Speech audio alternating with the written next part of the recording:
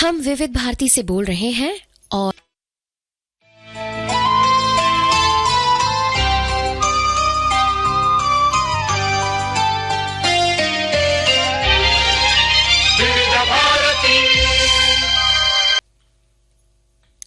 Programme सुनने वाली हमारी सारी सखियों को, सभी श्रोताओं को चंचल वर्मा और नेहा आगरकर देसाई का नमस्कार। कैसी हो नेहा? मैं बिल्कुल ठीक हूँ और आप कैसी हैं? मैं भी एकदम अच्छी हूँ और इस मंच पर ये पहली बार है कि हम दोनों की जोड़ी साथ में प्रोग्राम कर रही है। तो देखते हैं कैसा रहता है आज का ये कार्यक्रम। बड़ी मस्ती मजाक करेंगे, बातें करेंगे और श्रोताओं से कमेंट के जरिए मुलाकातें करेंगे। तो जो श्रोता फेसबुक से जुड़े हैं उन्हें पता है कि आज के विषय क्या होने वाले हैं, लेकिन जो फेसबुक से नहीं जुड़े हैं उन्हें भी पता होना चाहिए। तो भाई कौन कौन से विषय हैं आज के? तो आज है अंतर्राष्ट्रीय मानव एकता दिवस। जी, क्या कहेंगे इसके बारे में? इसके बारे में बात होगी और विश्व बास्केटबॉल दिवस के बारे में बात होगी। ये आज नहीं है, ये है 21 दिसंबर को, लेकिन 21 दिसंबर यानी कि वो दिन आ रहा है शनिवार, और शनिवार को सखी सहेली कार्यक्रम नहीं होता। तो इसलिए हमने सोचा कि इस दिन की जो भी जानकारी है उसे हम आज ही दी जाए। बिल्कुल सही कहा आपने। और हम पसंद की बात करेंगे। सबकी पसंद किस तरह की होती है और पसंद सबकी अलग अलग भी हो सकती है। हो सकता है कोई एक व्यक्ति, कोई एक चीज, कोई एक वस्तु जो एक को पसंद है वो दूसरे को पसंद नहीं पसंद हो। और क्या होता है कि कई बार कुछ चीजें हमें पसंद होती हैं या कोई व्यक्ति हमें पसंद है, वो सभी को पसंद आएगा जरूरी नहीं, लेकिन कोई व्यक्ति किसी को भी पसंद ना आए या कोई चीज किसी को पसंद ही ना आए, ऐसा नहीं होता। जी बिल्कुल। और समय समय के अनुसार, जगह के अनुसार, हमारी उम्र के अनुसार हमारी पसंद बदलती भी है। कई बार किसी की पसंद बनने के लिए हम बहुत सारी कोशिशें भी करते हैं और कई बार जाने अनजाने हो सकता है कुछ गलत कदम भी उठा लेते हों, और कई बार किसी की पसंद बनने के चक्कर में हम अपने आप को ही भूलते जाते हैं। तो ये बहुत सारी बातें विस्तार से होंगी और ये हमने इसलिए बताया कि इससे जुड़ी हुई बातें, इससे जुड़े अनुभव, ये सारी चीजें श्रोता हमें लिखकर भेज सकें अपने कमेंट के जरिए। बिल्कुल। और इसी के साथ हम बात करेंगे सरस्वती रानी जी के बारे में, जो भारतीय शास्त्रीय गायिका रही हैं। तो भाई गीत की तुमने बात, और इसे मानव एकजुटता दिवस भी कहते हैं और हर साल 20 दिसंबर यानी आज के दिन ये मनाया जाता है। विविधता में एकता का उत्सव है ये, और गरीबी, भूख, बीमारी, इन सब के हालात से उबरने की पहल करने के लिए ये दिन हमें प्रोत्साहन देता है। और मानव एकजुटता दिवस लक्ष्यों और हितों के बारे में एकता की मनोवैज्ञानिक भावना देता है और समाज में संबंधों को मजबूत करता है और लोगों को एक साथ बांधता है। बिल्कुल सही बात कही तुमने। और संयुक्त राष्ट्र महासभा ने 22 दिसंबर 2005 को एक संकल्प पारित किया जिसमें एकता को मौलिक और सार्वभौमिक मूल्यों में से एक पहचान दी थी, और उस संकल्प के माध्यम से ही संयुक्त राष्ट्र संघ ने हर साल 20 दिसंबर के दिन को अंतर्राष्ट्रीय मानव एकजुटता दिवस मनाने की घोषणा कर दी। जी हाँ, और संयुक्त राष्ट्र के अनुसार वैश्वीकरण और बढ़ती असमानता विश्व के लिए एक चुनौती है, इसलिए अंतर्राष्ट्रीय एकता को मजबूत करना महत्वपूर्ण है। इसके लिए विश्व एकजुटता कोष की स्थापना भी की गई थी। विश्व एकजुटता कोष की स्थापना संयुक्त राष्ट्र विकास कार्यक्रम यानी UNDP के एक ट्रस्ट फंड के रूप में फरवरी 2003 में की गई थी, और इसका उद्देश्य विकासशील देशों में गरीबी उन्मूलन, सामाजिक और आर्थिक विकास को बढ़ावा देना भी था। एकजुटता और विकास लक्ष्यों को प्राप्त करने के लिए तरीकों पर चर्चा को प्रोत्साहित करने के उद्देश्य से हर साल अंतर्राष्ट्रीय मानव एकता दिवस मनाया जाता है। और ये बहुत महत्वपूर्ण दिन है नेहा, क्योंकि इस दिन मानवाधिकार, सामाजिक और आर्थिक विकास और शांति को बढ़ावा देने के लिए दुनिया के देशों और लोगों से एक साथ होने के लिए प्रयास किए जाते हैं। जी चंचल जी, और इसी के साथ ये दिवस हमें याद दिलाता है कि जिस तरह संयुक्त राष्ट्र का सतत विकास एजेंडा लोगों पर केंद्रित है, जो लोगों की गरीबी, भूखमरी और बीमारी से बाहर निकालने के लिए निर्धारित वैश्विक साझेदारी द्वारा समर्थित है, ठीक उसी तरह वैश्विक साझेदारी की नींव पर ही वैश्विक सहयोग और एकजुटता का निर्माण किया जा सकता है। और इस इस दिन को हम मनाते हैं, लेकिन इसको मनाने का उद्देश्य यही है कि पूरी दुनिया में, खास तौर पर विकासशील देश हैं, उनमें सहयोग, समानता, सामाजिक न्याय की संस्कृति, इन सभी चीज़ों को बढ़ावा मिले और विश्व के सभी लोगों के बीच जो संबंध है उनका यही आधार होना चाहिए, एकता। और इसीलिए इस दिन को मनाने का निर्णय लिया गया था। बहुत सारे संदेश हमारे जो सुनने वाले साथी हैं, हमारे श्रोता हैं, उनके आ रहे हैं।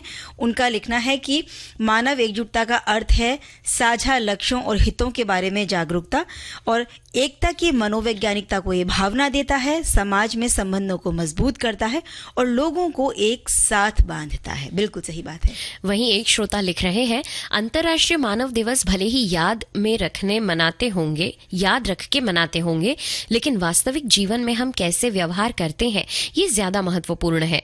गरीब, दिव्यांग, वरिष्ठ लोगों से किस तरह पेश आते हैं, हम हमारी रोजमर्रा की जिंदगी में हम इन लोगों की कैसे मदद कर सकते हैं, इसी पर मानवता दिवस मनाना निर्भर करता है और सही मायने में अर्थपूर्ण होगा। बिल्कुल सही बात है। और एक श्रोता लिखते हैं कि मानव तो अपने मनुष्य संबंधों से एक ही है, फिर ऐसे दिवस का वैश्विक आयोजन करके क्या प्रदर्शन किया जा रहा है कि हम एक नहीं हैं। भाई ये नहीं है।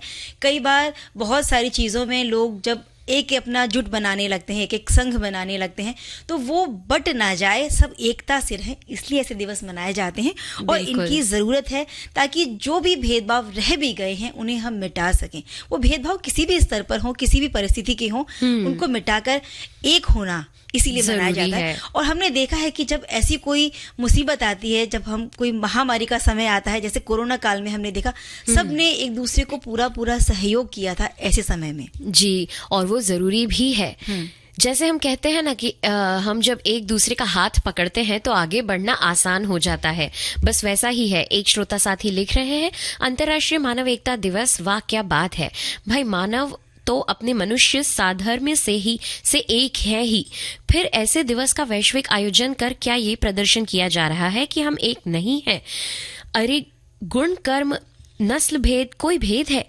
ये तो इनके पारिवेशिक परिस्थितियों के द्योतक हैं और उनमें सामंजस्य बैठा मानवीय धर्म से बढ़ते रहना ही जीवन है। फिलहाल जब यह वैश्विक दिवस है, फिर अवश्य ही कोई भिन्न प्रायोजन ही होगा। जैसा कि हम सुनते आ रहे हैं कि मानव सेवा ही माधव सेवा है, तो इन्होंने उसी तरह इस बात को जोड़ा भी है कि हमें मानव धर्म को सबसे ऊंचा रखना चाहिए।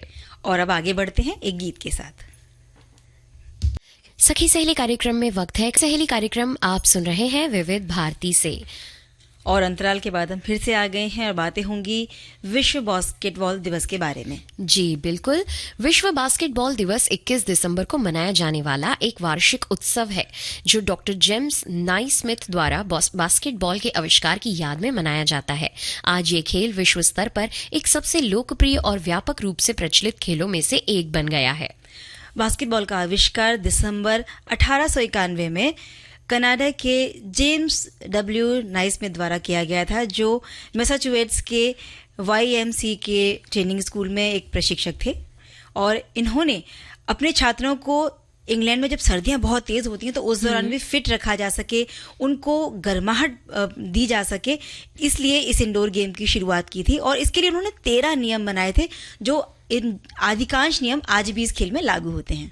बास्केटबॉल 1891 में अपनी स्थापना के बाद से उल्लेखनीय मील के पत्थर के साथ विकसित हुआ है। विश्व स्तर पर इस खेल के प्रभाव और लोकप्रियता को देखते हुए संयुक्त राष्ट्र ने 2023 को विश्व बास्केटबॉल दिवस घोषित किया। और इस दिवस की घोषणा 25 अगस्त 2023 को संयुक्त राष्ट्र ने की थी, यानी कि इस बार हमें हर रोज दिन में 1 बजे विविध भारती की गीत माला आपके साथ। जन्म जन्म का साथ है तुम्हारा। इस कार्यक्रम में हर पायदान पर होगी आपकी भागीदारी। हम और तुम, तो हम और आप पिरोएंगे गीतों की इस माला के मोती साथ साथ। हम साथ साथ हैं। जुड़े रहिए हमारे साथ विविध भारती के फेसबुक पेज पर। विविध भारती की गीत माला हर रोज दिन में 1 बजे। विविध भारती, आपका जीवन संगीत। विविध भारती पर धूम मचा रहा है हेलो फरमाइश। मुद्दत से दूर थे तुम हम, एक जमाने के बाद मिलना अच्छा लगा। जब से ये प्रोग्राम बंद हुए थे ना, सब लोग चर्चाएं करते थे कि विविध भारती से कब प्रोग्राम चालू होंगे। हम लोगों को अब सफलता मिली है तो हमें बहुत खुशी है सर। श्रोताओं की पहली पसंद, पहला प्यार होता है ना, फोन इन प्रोग्राम होता है कि अपनी आवाज करोड़ों लोगों तक पहुंचे। और एक ऐसा रेडियो स्टेशन विविध भारती है कि आवाज श्रोताओं के कानों में गूंजती है। आपको बता दें, हेलो फरमाइश कार्यक्रम के लिए आप भी कर सकते हैं फोन कॉल। रिकॉर्डिंग बुधवार को दिन में 11 बजे से लेकर 1 बजे के बीच। हेलो फरमाइश कार्यक्रम का प्रसारण मंगलवार और गुरुवार को शाम 4 बजे। पुनः प्रसारण बुधवार और शुक्रवार को दिन में 10 बजे विविध भारती पर। हेलो फरमाइश।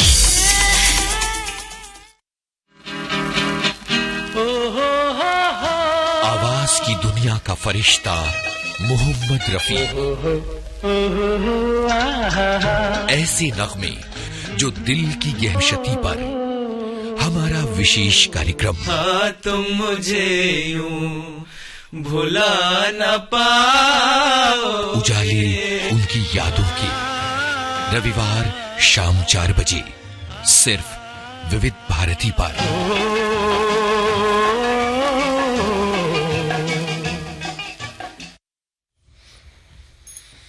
तो सखी सहेली कार्यक्रम में हमारे श्रोताओं का फिर एक बार स्वागत है। और अब हम किसकी बात करने वाले हैं? एक बहुत बेहतरीन और सफल गायिका है सरस्वती राणे। आज हम उनकी बात करेंगे, जो कि भारतीय शास्त्रीय संगीत की गायिका है और किराना घराना के संस्थापक उस्ताद अब्दुल करीम खान की वो बेटी हैं। 4 अक्टूबर 1913 को उस्ताद अब्दुल करीम खान और ताराबाई माने के घर सकीना के रूप में उनका जन्म हुआ। उनके परिवार की लंबी और महान संगीत परंपरा थी। बिल्कुल, इसके बारे में हमारे श्रोता भी जानते होंगे कि ये बहुत जाना पहचाना नाम है। अब्दुल करीम खान उनकी ये बेटी थी और जन्म के बाद उनकी माँ ताराबाई अपने पति से अलग हो गई थी और अलग होने के बाद उनकी माँ ने जो उनके 5 बच्चे थे उनके नाम बदल दिए। इस तरह सकीना का नाम हो गया सरस्वती माने। सरस्वती ने किराना घराना शैली में गायन की प्रारंभिक शिक्षा अपने बड़े भाई सुरेश बाबू माने से ली। 1930 के बाद उन्होंने अपनी बड़ी बहन हीराबाई बड़ोदेकर से भी सीखना शुरू किया। ये दोनों ही अपने समय के भारतीय शास्त्रीय संगीत के पुरोधा थे और अपने संगीत का ज्ञान को बढ़ाने के लिए इसके अलावा भी और कई उस्तादों से उन्होंने प्रशिक्षण लिया। भाई और बहन से तो सीखा ही, और जिनसे सीखा उनके नाम है जैसे कि नतन खान जो अलादिया खान के भतीजे और जयपुर घराने के नामी गिरामी उस्ताद थे, और ग्वालियर घराने के प्रोफेसर BR देवधर और पंडित मास्टर कृष्ण राव फुलंबरीकर से भी उन्होंने सीखा। सरस्वती ने 7 साल की अल्पायु में एक संगीत नाटक संगीत एकच प्याला जैसे नाटकों में मंचीय अभिनय के साथ अपने संगीत करियर की शुरुआत की थी। कम आयु में ही यानी कि 1929 से ही उन्होंने पूरे भारत भर में बाल गंधर्व जैसे प्रसिद्ध कलाकारों के साथ प्रमुख भूमिकाओं में अभिनय करना शुरू कर दिया था। और 1933 के साल की हम बात करें तो उन्होंने इस साल आकाशवाणी पर अपना प्रदर्शन करना शुरू किया। 1990 तक आते आते वो एक शीर्ष श्रेणी की कलाकार के रूप में ऑल इंडिया रेडियो पर प्रदर्शन करती रही और तभी उन्होंने सार्वजनिक प्रदर्शनों से अपनी सेवानिवृत्ति की घोषणा भी कर दी थी। वे उन कुछ शास्त्रीय गायिकाओं में से हैं जिन्होंने 1940 के दशक की शुरुआत से 1980 के दशक के मध्य तक कन्याकुमारी से पेशावर, जो कि अब पाकिस्तान में है, तक कई रेडियो संगीत सभाओं में भाग लिया। और हिंदी मराठी फिल्मों के लिए प्लेबैक देने वाली भी वो पहली महिला कलाकारों में से एक थी। उन्होंने 1950 में आई हिंदी फिल्म सरगम और 1977 की फिल्म भूमिका, ये कुछ नाम ऐसे हैं जिनके बता रही हूँ कि इनके लिए प्लेबैक भी दिया था उन्होंने जी। और सरस्वती बाई और उनकी बड़ी बहन हीराबाई बड़ोदेकर महिलाओं द्वारा जुगलबंदी गायन की अवधारणा शुरू करने वाली पहली महिला थी। इन बहनों की जुगलबंदी गायन को पूरी दुनिया में सराहा गया और 1965 से 1980 तक इसे जबरदस्त प्रतिक्रिया मिली।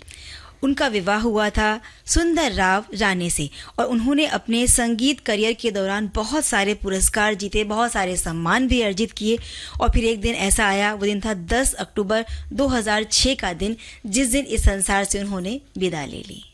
पास है बेमिसाल हस्तियों का अनमोल खजाना। कहानी के किसी सीन की रिहर्सल चल रही थी, मैं भी टाइम पास करने के इरादे से खड़ा हो गया। जाने माने चरित्र अभिनेता जीवन कैसे हुई थी अभिनय यात्रा की शुरुआत। डायरेक्टर ने आओ देखा ना ताओ मुझसे मुखातिब होकर बोले, अजी आप भी कुछ बोल दीजिए बरखुरदार। तो बस सिर्फ दिल बहलाने की गरज से मैं शुरू हो ही गया। बहुत कुछ कर लिया आराम मखमल के गदेलों में, सुलाऊंगा तुम्हें या पत्थरों में और ढेलों में। सरे दरबार खिदमत में हर एक बांधे कमर होगा, किसी के हाथ में बल्लम कोई करता चमर होगा। वाह वाह वाह वाह वाह वाह की आवाजें बुलंद हो गई। डायरेक्टर साहब ने मुझे गले से लगा लिया, कहने लगे, बरखुरदार अरे तुम तो बॉर्न आर्टिस्ट हो, फिल्म में एक्टिंग करो, मैं तुम्हारी लाइफ बना दूंगा, फोटोग्राफी को मारो गोली। ऐसी अनमोल भारती पर विविध भारती आपका जीवन साथी। विविध भारती से आप सुन रहे हैं सखी सहेली कार्यक्रम और हमारे साथ हैं चंचल जी। और भाई कई बार रेडियो सुनना बहुत सारे लोगों को पसंद होता है, कई लोगों को नहीं होता। खाना भाई पसंद अपनी अपनी, ख्याल अपना अपना। वैसे गीत सुनना किसे पसंद नहीं होगा बताइए? क्या होता है ना, मैंने कहा था कि कोई चीज किसी को पसंद ना हो ये भी नहीं होता, और कोई चीज सबको पसंद हो ये भी नहीं हो सकता। तो कोई ना कोई हो सकता है, कोई विरला ऐसा निकला है जिसे संगीत से प्रेम ना हो, संगीत सुनना पसंद ना हो या रेडियो सुनना पसंद ना हो। होंगे ऐसे भी लोग, लेकिन हम बात कर रहे हैं आज पसंद की। और किसी भी व्यक्ति की पहली पसंद बनना ये सचमुच एक ऐसी मृग तृष्णा होती है नेहा, जो कभी पूरी नहीं हो सकती, और जीवन भर हम इसके पीछे भागते रहते हैं और कई बार कोशिश करते रहते हैं कि हम सबकी पसंद बन जाए, लेकिन एक संभव नहीं हो पाता, और एक समय में नहीं बन सकते। हो सकता है कि आज हम इसकी पसंद है, कल हम उसकी पसंद बन जाए। बिल्कुल, इस सच्चाई को अपनाना थोड़ा कठिन जरूर है, मगर यही सत्य है कि हम हर बार हर किसी को खुश नहीं कर पाते, हर किसी को खुश नहीं रख सकते। हमारी सामाजिक पहचान या पसंद हमारे व्यवहार पर निर्भर करती है। पहचान का दायरा बढ़ाने का काम हमें खुद ही करना होता है, जिसके लिए अपनी योग्यताओं को लोगों तक पहुंचाना होता है या लोगों के बीच सेवा भाव लेकर आगे बढ़ना होता है। बिल्कुल सही बात है, और इसके लिए सबसे जरूरी होता है नेहा कि हम सब लोगों का सम्मान करें और जिन लोगों के साथ हम रहते हैं उनके साथ में खुश रहें, चाहे वो छोटे हैं, बड़े हैं, परिवार के हैं, घर के हैं, बाहर के, पड़ोस के हैं, कोई भी है, हम सबके साथ में खुश रहें, सबका सम्मान करें। और हम जब भी किसी से मिलते हैं तो सामने वाले को जरूर ऐसा लगना चाहिए कि वो भी हमसे मिलकर खुश हुआ। जी। अच्छा करियर, अच्छी आदतें, निस्वार्थ सेवा भाव से किया गया कोई काम, कभी किसी का बुरा ना चाहना, किसी से कटु वचन ना कहना, ये कुछ ऐसे गुण हैं जो किसी भी इंसान को लोकप्रिय या पसंदीदा व्यक्तित्व वाला बना सकती हैं। बिल्कुल सही। और ये भी हो सकता है कि हम खुद को इतना अनमोल बना लें कि हमें किसी की पसंद बनने की कोशिश करनी ही ना पड़े, बल्कि लोग खुद ब खुद हमें पसंद करने लगें, हमसे प्यार करें, हमारा सम्मान करें और बहुत अच्छी नज़र से, एक अच्छे व्यक्ति की होने की नज़र से वो हमको देखें। इसके लिए बस अच्छे काम हमें करने हैं तो लोग हमें अपने आप पसंद करेंगे। और सबसे बड़ी बात है कि बहुत सरल व्यक्तित्व अपना हमें बनाना होगा। बहुत ज़रूरी है। अक्सर हमने देखा है कि सरल व्यक्तित्व वाले लोग ही सभी को पसंद आते हैं।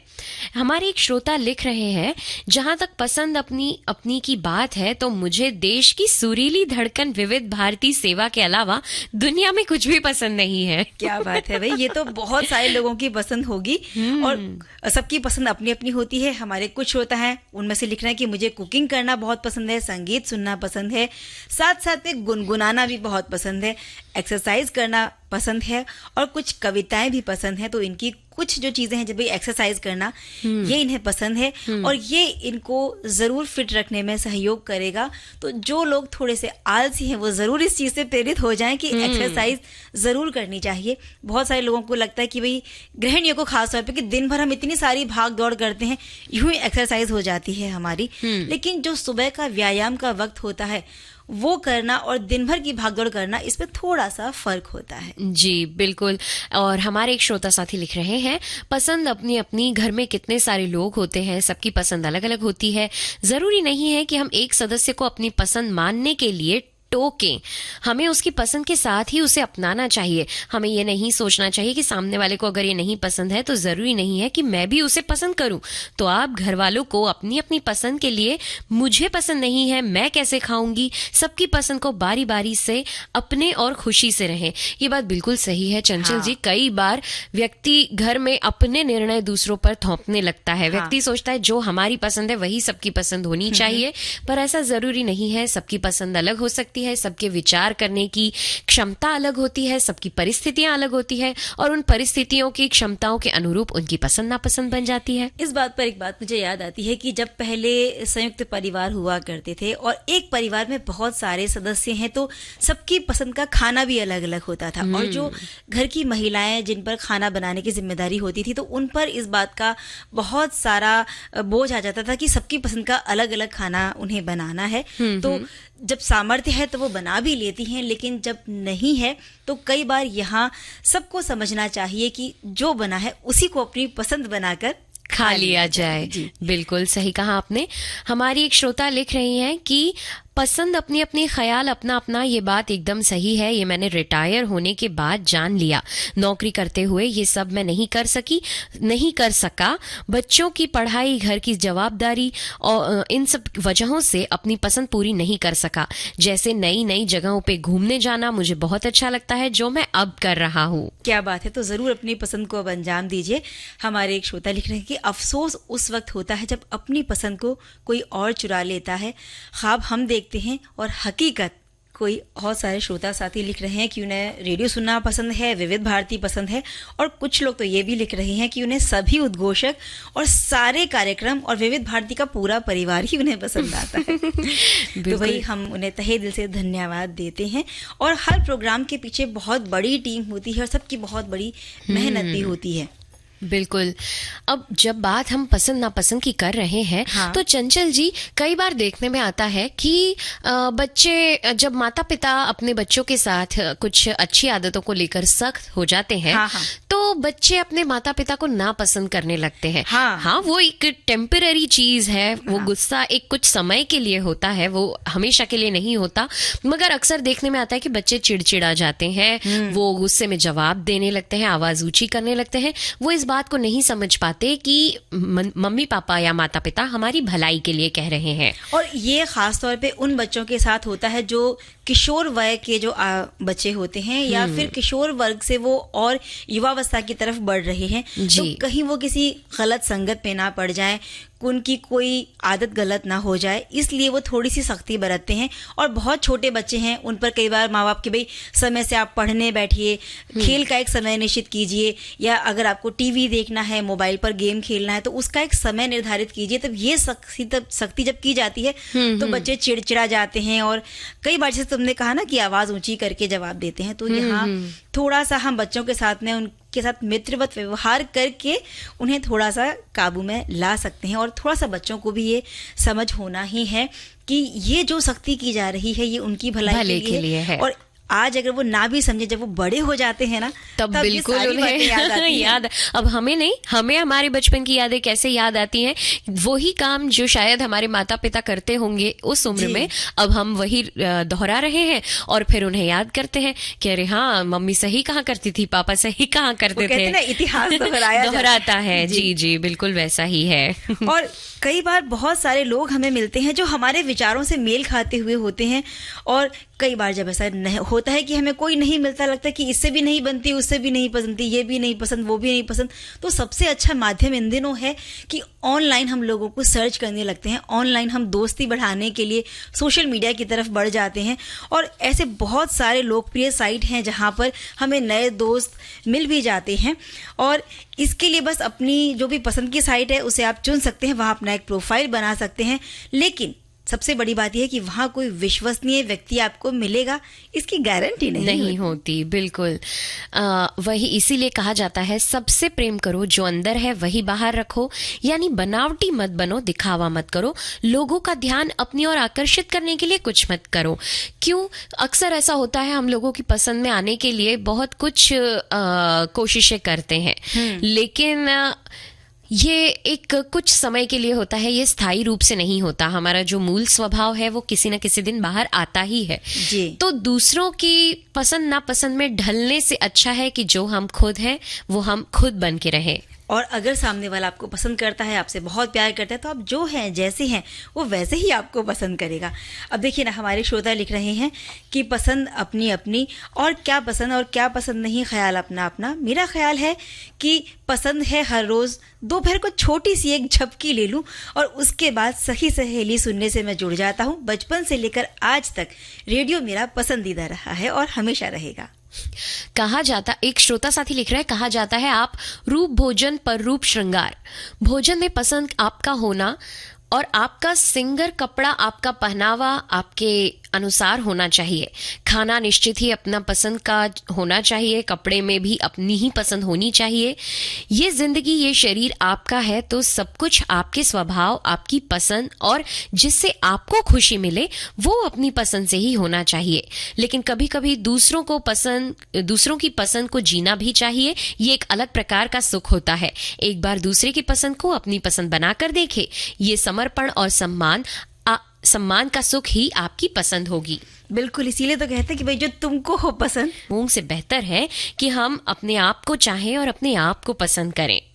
बिल्कुल, और दिखावा करने की बजाय ज़रूरत पड़ने पे तो हम दूसरों की मदद करें।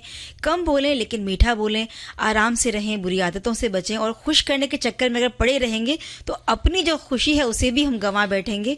और जो हमें पसंद करने वाला है वो तो हमेशा पसंद करेगा ही। उसके लिए हम खुद को ना बदलें तो भी वो पसंद कर लेगा।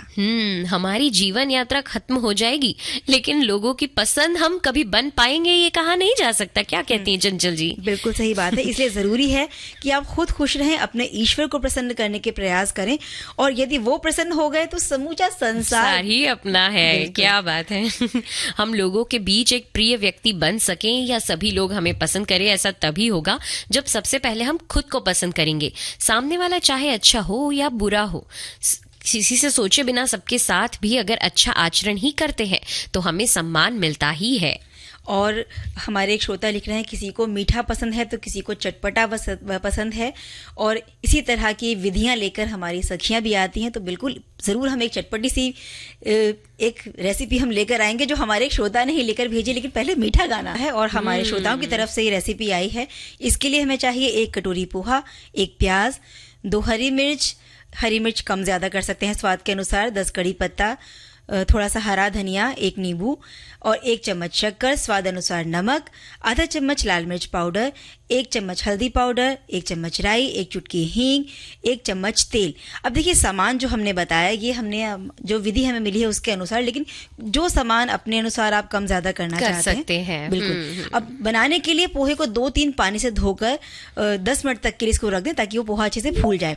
पोहे में नमक, लाल मिर्च पाउडर, हल्दी पाउडर, शक्कर, नींबू, हरी मिर्च, हरा धनिया, प्याज काट कर डालें और अच्छे से इसे मिक्स करें। अब कढ़ाई डालकर उसमें तेल गरम करें। जब तेल गरम हो जाए तो राई डालकर, कड़ी पत्ता डालकर पोहा डालें और इसे अच्छे से मिक्स करके धीमी आंच पर 2-3 मिनट तक पकाकर गैस को बंद कर दें और हमारा गर्मा गर्म टेस्टी सा पोहा तैयार है। अच्छा, इसमें एक बात ध्यान रख सकते हैं, पोहे अलग अलग तरह के आते हैं तो किसी को ज्यादा देर भिगो के रखना पड़ता है, किसी को कम देर। अगर ज्यादा देर भिगोएंगे तो वो पूरा हलवा बन जाएगा। तो इस बात का ध्यान रखना भी जरूरी है। और अब हमारे कार्यक्रम का समय हो चला है तो क्यों ना चंचल जी इजाजत ले ली जाए? बिल्कुल, ये भी बहुत जरूरी है कि समय पर प्रोग्राम को समाप्त कर दिया जाए। लेते हैं इजाजत चंचल वर्मा और नेहा आगरकर देसाई को दे आज्ञा। नमस्कार।